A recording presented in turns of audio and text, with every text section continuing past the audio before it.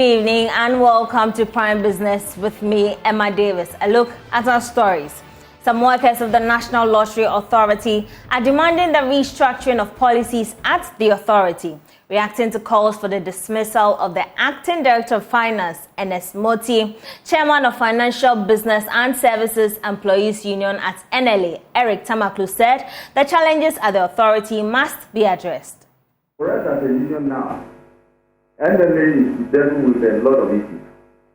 And at that meeting, I recall what came up has to do with the fact that currently, for the past 3 weeks, we have decision management and we copy the board with regard to some policy decisions and directives that are not helping the business. Policies that we believe are intentional to probably create more problems for NLA. And so, I think that the director has done well to engage the leadership of the union on this matter. Some which are internal are being handled. But the policy decisions, the director promised that is going to engage the board and get back to us. So these are matters that the union is focused on. The policy direction of NLA. Over the years, what we have been doing was contributing so much to the consolidated fund. Today, we cannot even contribute some money to consolidated fund, not to talk about even revenue generation to meet some of our overheads and so on and so forth. So the issue with regard to NLA and the management of NLA has gone far beyond just focusing on just the contract extension of the tax. And let me put on record that yes, at 60 years, you are supposed to be retired. But then again, we are also mindful of the fact that the labor law also makes provisions for contract extension. If somehow the board and management team is feel that in the absence of the finance director, maybe there is a problem in the finance department. Well, the union is not focused on that. We are focused and we are waiting for the director to come back to us and update us with regard to the policy decisions that are man-made and that are creating problems for us. And I believe that in no long time, we may have this discussion again because the union is focused on demanding accountability from management and the board with regard to policy direction of the company. Finance lecturer at the University of Ghana Business School, Dr. Benjamin Amoah, is calling for the incorporation of personal financial management in the education system. His comment follows the 2023 Old Mutual Financial Services Monitor, which indicated that only 14% of working Ghanaians are very satisfied with their financial situation. He spoke earlier on Business Live. We need to be taking personal financial management serious. And here, we need to, at best, follow the financial institutions to lead the charge in educating and providing some form of personal financial management in the area of budgeting, the area of income, the area of savings, and spending management. Why? Because our school system has greatly neglected this vital area of personal financial management across, right from the primary level all the way to the university level. We don't have any clear subject that provides this lifelong important skill set. So many of us have a problem when it comes to money management, and that is what is showing up. And going forward, if the school system has not been able to do that, the financial institutions, the banks, the pension funds, the insurance companies and investment companies who stand to benefit when individuals contract loans and save have the primary responsibility of providing this very important and vital knowledge set in the area of personal financial management. BRAC Savings and Loans Limited says it is poised to promote financial inclusion and economic empowerment, particularly for women in rural and hard-to-reach areas. Its Chief Executive Officer, Kojo Bafu Egan, says the company has invested in digitization to support its operations and create convenience among its customers across the country. He spoke at the launch of the BRAC Savings and Loans Limited in Ghana.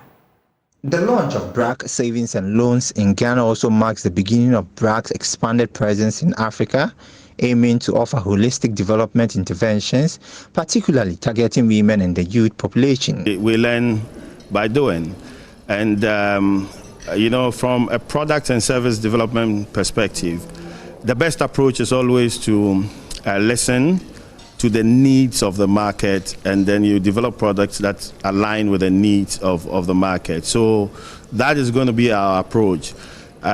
We are going to be developing, of course, credit products that addresses the needs of our markets. We'll be developing savings products that addresses the needs of the markets. And then we'll emphasize a great deal on financial literacy for women and the youth. And today, financial services is going digital. The company's mission is to responsibly provide a range of financial services to those at the bottom of the pyramid.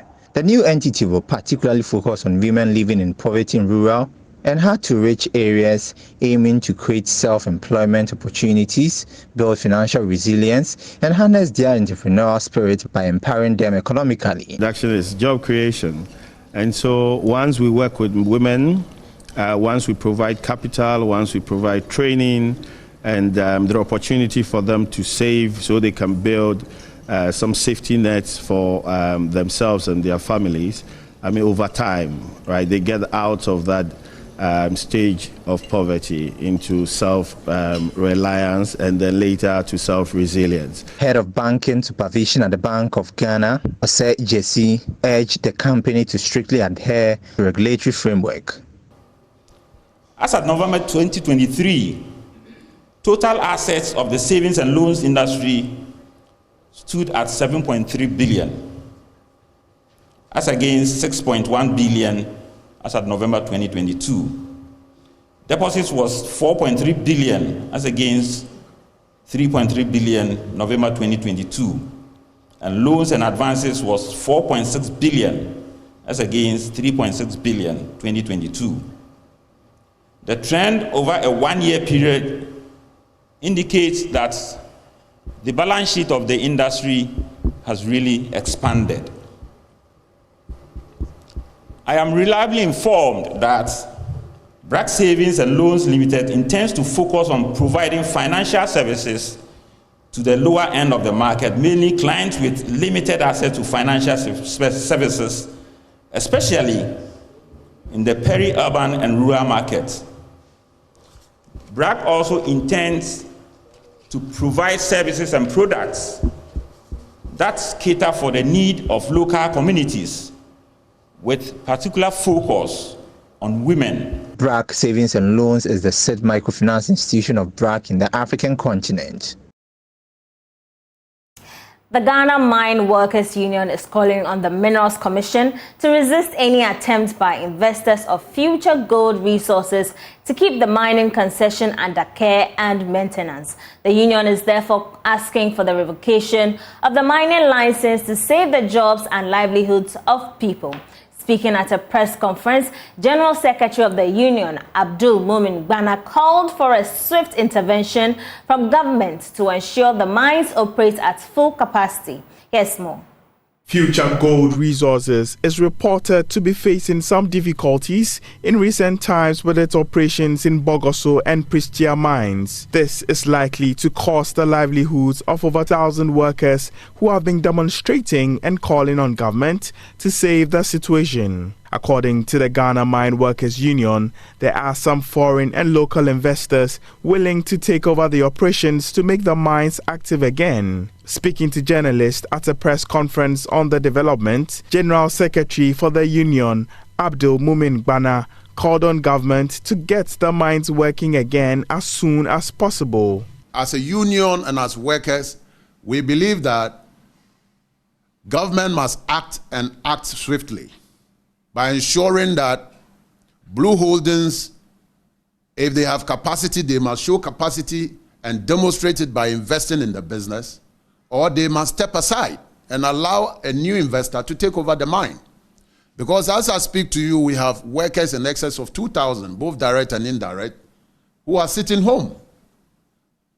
He therefore believes that any move by the management of Future Gold Resources to put the operations under care and maintenance will hurt the local economy of the entire region. Workers' livelihoods are at stake, their families are at stake.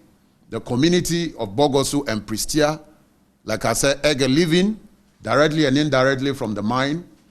The entire Ghanaian economy, we need revenue, and so these are matters that require swift decision making.